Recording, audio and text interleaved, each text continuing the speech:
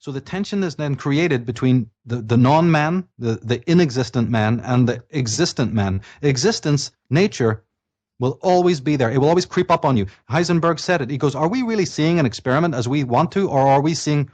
He has a quote somewhere, it's in the article I wrote, where he says, we don't see nature as it really is. We see only our impressions about nature. Yeah. Schopenhauer said, the world is my idea. Hegel, others, they've all said this. So man is then trapped in this bubble. Like I said, he's wearing this mask that's been sort of nailed onto his skull that he has to deal with.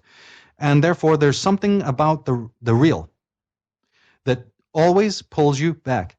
But it does it through a chemical divorce mechanism. It does it through deconstruction, not construction. The Taoists, the Zen, the Jains, the Druids, they all knew that because you stand in opposition to what is real, you set yourself up to attract the very forces of destruction, if you want, or deconstruction more correctly, that will work upon your falseness to drag it down. Figulus, the alchemist, he said that nothing changes unless it is first broken down to its first matter. Mm-hmm. The whole idea that carbon is the basis and all that.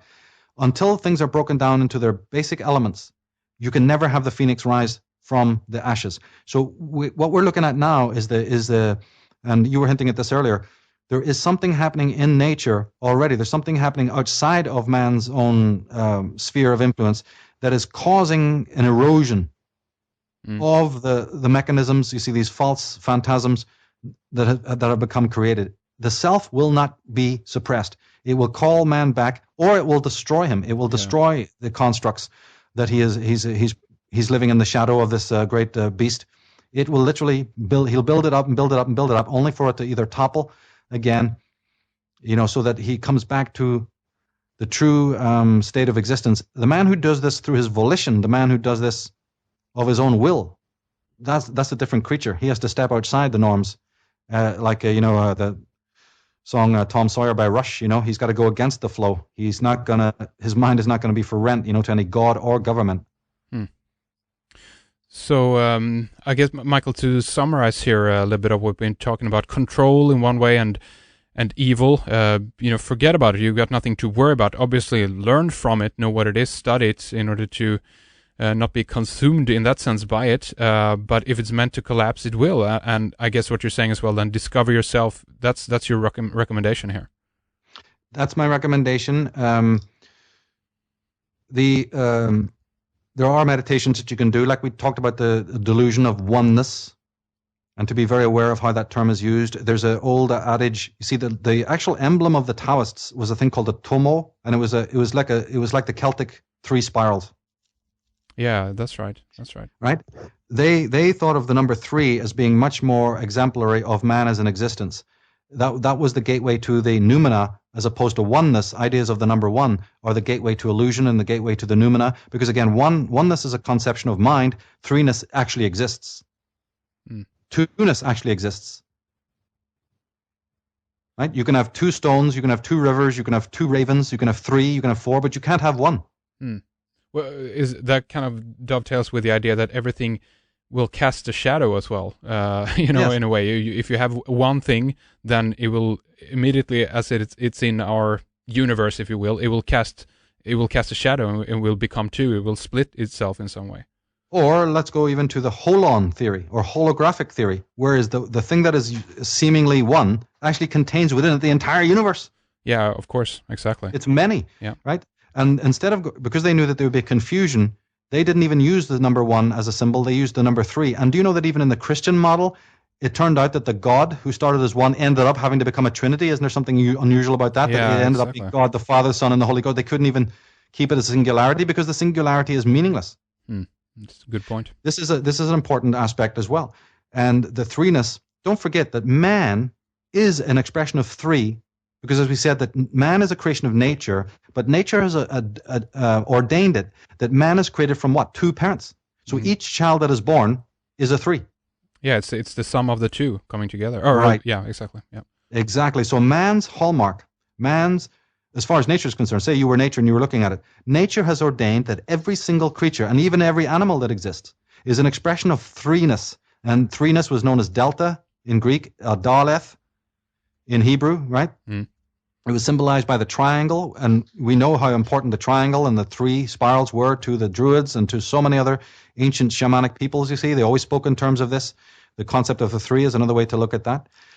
So I also often use that as a metaphor for people to contemplate so that they understand how they have these mental abstract delusions in them and come back to sort of, realize how these delusions work. And again, earlier we talked about this thing called facticity. There's actually a term in existential psychology and philosophy called facticity. And facticity is the element where you totally are in touch with your own particular existence. Like I said, go back, and if somebody can even do this physically, do it. Go back to the room in which you were born. Go back to the cot in which you laid.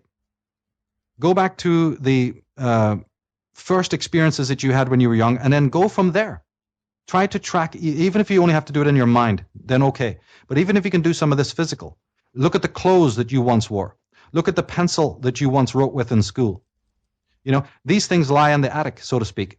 And Heidegger was very much into this. He was always talking about how you don't see the doorknob when you open it. You have no feeling when you sit in a chair of that experience. What is the chair doing? Does it have a life of its own, Why do you never contemplate your relationship with the light, with the chair that you sit on, with the knife and fork that you eat from, with your own body, with your own cells, with the way your eyes blink, with the color blue? Do you have any relationship yourself with the color green, or is it just there and everybody has a relationship with it and it's just basically invisible, and you have this numbness, this comfortable numbness with everything that exists in the world? What does a tree mean for you? What was your first scent of air like when you first realized the wind is on your face and so forth and so on? These are what roots a man back in his own existence. When you go to the mountain, instead of looking at the mountain and wanting to know its essence, why don't you link with it animistically and find out what it would like to be a mountain?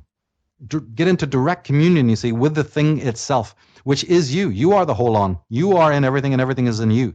It's these types of contemplations that help us get out of the illusion and to shatter this whole mysterium possession that is basically operates like a parasite on the mind of man. It is literally works very parasitically in the consciousness of human beings, and it is born out of trauma, no less as the ego was born. They're two evil twins that were born together, and in fact they may be even indistinguishable. Even the science is there if people read Julian Jaynes and a few other people there, and especially Heidegger, because Heidegger was adamant that the philosophers who were meant to be the ones that were seeking for the truth of life and the meaning of life were utterly wrong. First of all, man is the only one who can give meaning to his life, because man is the only one who thinks up the thoughts about meaning.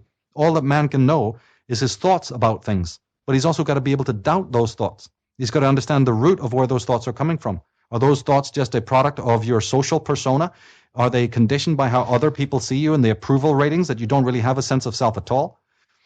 All of these questions that we've tried to deal with in these 3 interviews need to be all taken holistically, and never forget that the ancient men said that man had in fact fallen.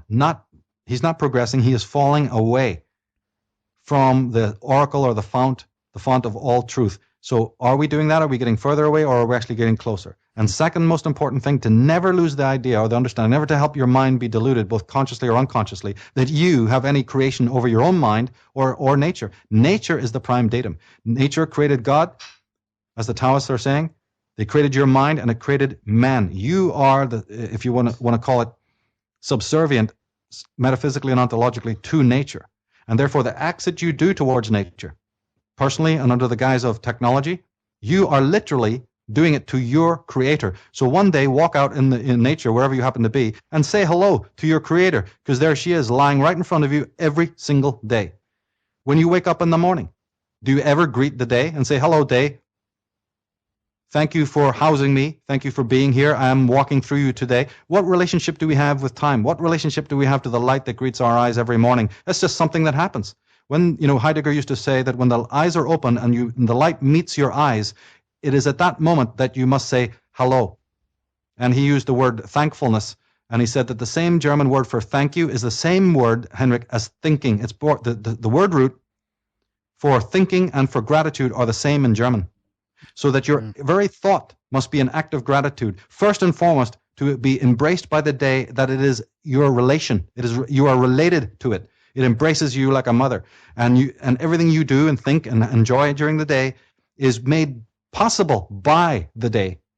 It's not just a functional dead thing without consciousness. And in doing that, in awakening that kind of relationship, you yourself then reawaken the same kind of natural consciousness within yourself by doing that. Because one string vibrates with the other string. The moment that you see nature as being real and alive and animate, not some essence hidden behind it, some spooky mysterium, but itself is living right there. And that each tree, each leaf is an altar to that noumena, automatically nature's voice, the voice of the animals, the voice of the trees, the voice of the atoms, the voice of the air, speaks to you directly, not collectively. There is no collective enlightenment. There is no collective utopia. There is no collective illumination. In the end of the scenes of the movie The Silent Flute, it was written by Bruce Lee and James Coburn. That's what they say. There is no enlightenment outside yourself. And everyone must examine in their own mind how they've been sold that lie, that there is an enlightenment, an illumination, a knowledge, a peace, a satori outside of yourself and your existence. That is evil. That is the thing that is destroying the world as we know it today. Okay, Michael, let's begin here to round things up for this time. As always, very interesting, good points, and thank you again for coming on the program, talking about your work and research with us, Michael. Mention your website then again for us so we know where to go. Okay, great. And thanks a lot again, Henrik, for the opportunity, because again, this is like one of the first ever instances in which, two unlikely disciplines, philosophy and conspiracy, have been tied together in this particular way. So I'm very, very grateful, that you've provided the time and Absolutely. the intelligence to do that. It's a great, again, that's one of the positive, well, you can never be wholeheartedly pessimistic, because we are in times in which we can review history and review the past and review what we know about ourselves in order to, again, every minute is a new beginning. Like T.S. Eliot said, in our endings is our beginning. And when we arrive at the place, we know it for the first time. So again, every moment is a potential starting ground to learning the right way and doing what is needed correctly, the right way. That line, by the way, is even in Vanilla Sky, actually, if people check that out. But is that a fact? Yeah, that's right. Okay, well, Michael, websites for us. Well, michaeltsarion.com. They need to click on the next button, and they'll take them to these. It'll take them to the Disciples of the Mysterium article and also to the other articles there. We'll put up all the links relevant to this talk on the Red Ice page, I hope, so that people can then continue to connect the dots and look into this a little bit more. It doesn't really take a lot of time, to do that. We've provided the information, and again, all feedback is welcome. So michaeltsarion.com, the contact information is there, and look out for, even future discussions along these lines, both relating to psychology and to philosophy. Okay, there we have it.